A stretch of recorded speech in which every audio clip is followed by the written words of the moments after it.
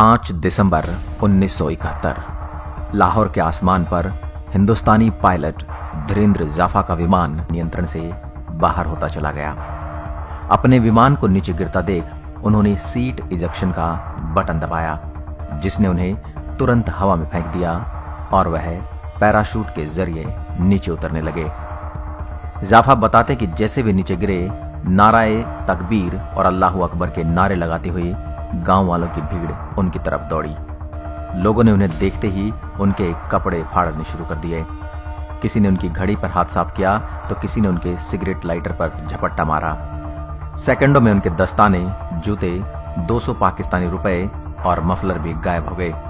तभी जाफा ने देखा कि कुछ पाकिस्तानी सैनिक उन्हें भीड़ से बचाने की कोशिश कर रहे हैं। एक लंबे चौड़े सैनिक अफसर ने उनसे पूछा, तुम्हारे पास कोई हथियार है?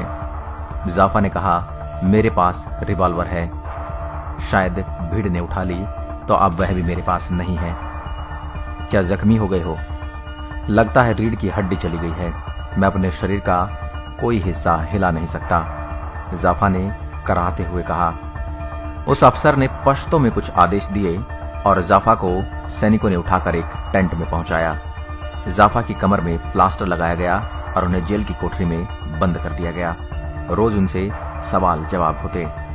जब उन्हें टॉयलेट जाना होता तो उनके मुंह पर तकिए का गिलाफ लगा दिया जाता ताकि वो इधर उधर न देख सकें। एक दिन उन्हें उसी बिल्डिंग के एक दूसरे कमरे में ले जाया गया।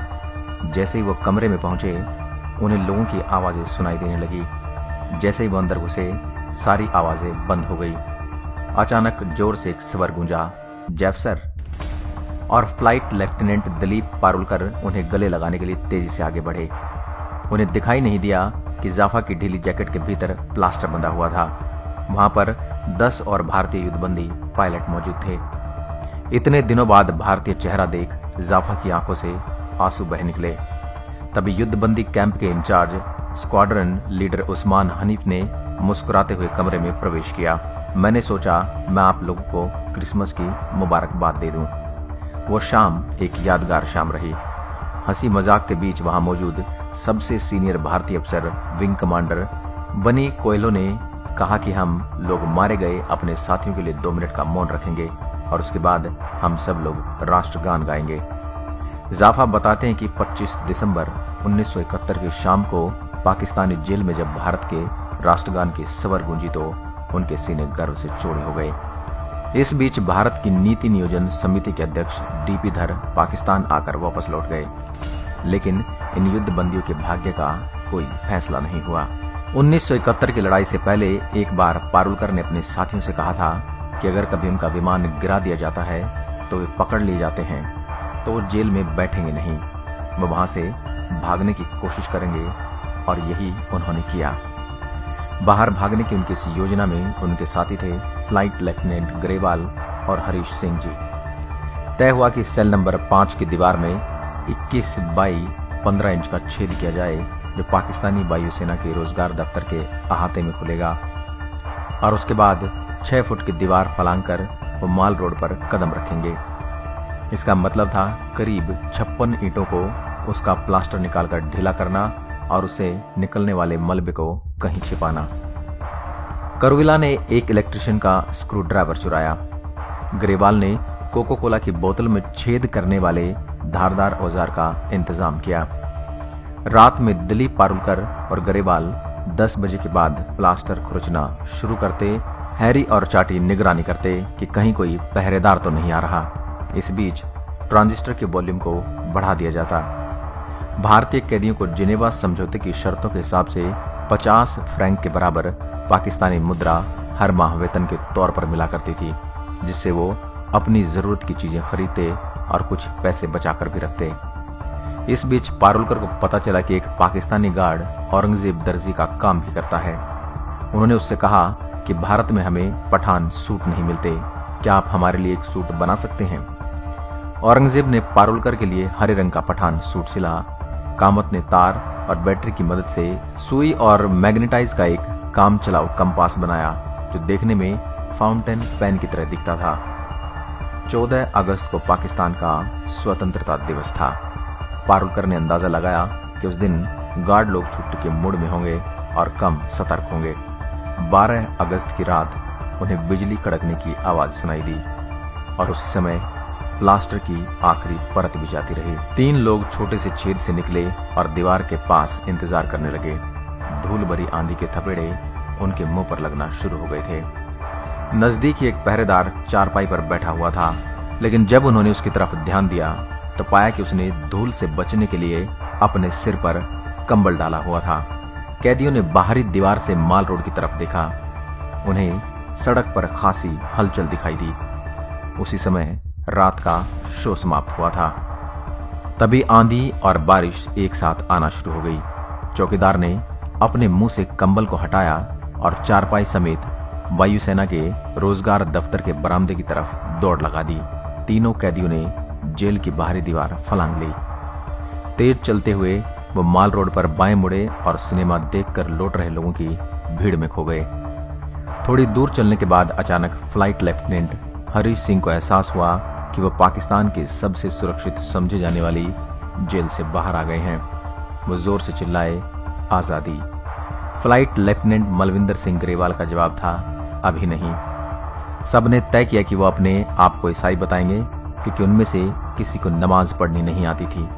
वो सभी ईसाई स्कूलों में पढ़े थे और उन्होंने भारतीय वायुसेना में काम कर ईसाइयों को नजदीक से देखा था। दिलीप का नया नाम था फिलिप पीटर और ग्रेवाल ने अपना नया नाम रखा था अली अमीर। भीगते हुए वो तेज कदमों से चलकर बस स्टेशन पर पहुंच गए। वहां पर एक कंडक्टर चिल्ला रहा था, पेशावर पेशावर पेशावर जाना है क्या आपको? तीनों लोग कूदकर बस में बैठ गए। सुबह के 6 बजते बजते वो पेशावर पहुंच गए। वहां से उन्होंने जमरूद रोड जाने के लिए तांगा किया। तांगे से उतरने के बाद उन्होंने पैदल चलना शुरू कर दिया। फिर वो एक बस पर बैठे। उसमें जगह नहीं थी तो कंडक्टर ने उस बस की छत पर उनको बैठने के लिए कहा। जमरूद पहुंचकर उन्हें सड़क पर एक गेट दिखाई दिया। वहां पर एक साइन बोर्ड लगा हुआ था, आप जनजातीय इलाके में घुस रहे हैं। आगंतुकों को सलाह दी जाती है कि आप सड़क न छोड़ें और महिलाओं की तस्वीरें न खींचें। फिर एक बस की छत पर चढ़कर वो 9:30 बजे लंडी कोतल पहुंच गए। अफगानिस्तान वहां से सिर्फ 5 किलोमीटर दूर था। वो एक चाय की दुकान पर पहुंचे। ग्रेवाल ने चाय पीते हुए बगल में बैठे एक शख्स से पूछा, यहां से लंडी खाना कितनी दूर है? उसको इस बारे में कुछ पता नहीं था। चाय स्टॉल का लड़का जोर से चिल्लाने लगा कि टैक्सी से लंडी खाना जाने के लिए 25 रुपए लगेंगे। ये तीनों टैक्सी वाले की तरफ बढ़ ही रहे थे कि पीछे से एक आवाज सुनाई दी। एक प्रौढ़ व्यक्ति उनसे पूछ रहा था, क्या आप लंडी खाना जाना चाहते हैं? उन्होंने जब हाँ कहा तो उसने पूछा, आप तीनों कहां से आए हैं? दिलीप और गैरी ने अपने पहले से तैयार कहानी सुना दी। एकदम से उस शख्स की आवाज कड़क हो गई और वो बोला, यहां तो लंडी खाना नाम की कोई जगह है ही नहीं। वो तो अंग्रेजों के जाने के साथ ही खत्म हो गई। उसे संदेह हुआ कि ये लोग बंगाली हैं जो अफगानिस्तान होते हुए बांग्लादेश जाना चाहते हैं। ग्रेवाल ने हंसते हुए जवाब दिया, क्या हम आपको बंगाली दिखते हैं? आपने कभी बंगाली देखे भी हैं अपनी जिंदगी में? बहरहाल तहसीलदार के अर्जी नवीस ने उनकी एक न सुनी और उन्हें तहसीलदार के पास ले गया। तहसीलदार भी उनकी बातों से संतुष्ट नहीं हुआ और उसने कहा कि हमें आपको जेल में रखना होगा। अचानक दिलीप ने कहा कि वो पाकिस्तानी वायुसेना के प्रमुख एडीसी स्क्वाड्रन लीडर उस्मान से बात करना चाहते हैं। ये वही उस्मान थे जो रावलपिंडी जेल के इंचार्ज थे और भारतीय युद्ध बंदियों के लिए क्रिसमस का केक लेकर आए थे। उस्मान लाइन पर आ गए। दिलीप ने कहा, सर आपने खबर सुन ही ली होगी, हम तीनों लंडी कोतल में हैं। हमें तहसीलदार ने पकड़ रखा है, क्या आप अपने आदमी भेज सकते हैं? उस्मान ने कहा कि तहसीलदार को फोन दें। उन्होंने कहा कि ये तीनों हमारे आदमी हैं, इन्हें बंद कर दीजिए, हिफाजत से रखिए लेकिन पीटिए नहीं। उधर 11 बजे रावलपिंडी जेल में हड़कंप मच गया। जाफा की कोठरी के पास गार्डरूम में फोन की घंटी सुनाई दी। फोन सुनते ही एकदम से हलचल बढ़ गई। 7 युद्धबंदियों को अलग कर अंधेरी कोठरी में बंद कर दिया गया। एक गार्ड ने कहा, यह सब जाफा का करा धरा है, इसको इस छेद के सामने डालो और गोली मार दो। हम कहेंगे कि यह भी उन तीनों के साथ भागने की कोशिश कर रहा था। फिर सब युद्ध बंदियों को लायलपुर जेल में लाया गया। वहां भारतीय थल सेना के युद्ध बंदी भी थे। एक दिन अचानक वहां पाकिस्तान के राष्ट्रपति जुल्फिकार अली भुट्टो पहुंचे। उन्होंने भाषण दिया, अपनी सरकार को आपके बारे में कोई चिंता नहीं है, लेकिन मैंने अपनी तरफ से आपको छोड़ देने का फैसला किया है।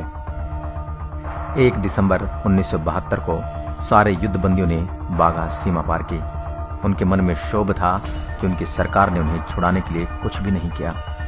भुट्टो की दरियादिली से उन्हें रिहाई मिली है, न कि उनके अपने देश की सरकार की बदौलत।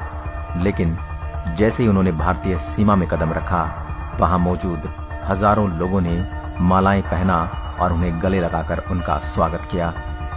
पंजाब के मुख्यमंत्री ज्ञानी जैल सिंह खुद वहां मौजूद थे। बाघा से अमृतसर के 22 किलोमीटर रास्ते में उनके स्वागत में सैकड़ों वंदनवार बनाए गए थे। लोगों का इतना प्यार देखकर इन युद्ध बंदियों का गुस्सा जाता रहा। दोस्तों, आपने देखा किस तरह हमारे देश के वीर जवान वापस भारत लौटे और उन्होंने किन कठिनाइयों का सामना किया। भारतीय जवानों के सम्मान में कमेंट में जय हिंद और भारत माता की जय जरूर लिखें और इस वीडियो को ज्यादा से ज्यादा फैलाएं ताकि सबको इन वीरों के बारे में पता चल सके। जय हिंद, जय भारत मित्रों।